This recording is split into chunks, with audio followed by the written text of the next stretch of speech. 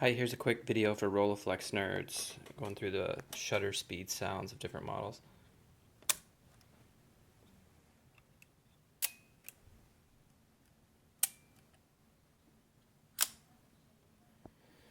This is an older MX model, MX-EVS 3.5E, and a newer Rolleiflex GX.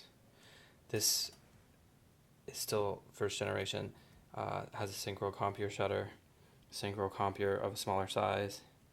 Again, very similar, almost exact shutters in those two. This one, even though it says synchro compure, the design has the auxiliary speed for 500th of a second and is more like a compure rapid. Okay, hope that helps.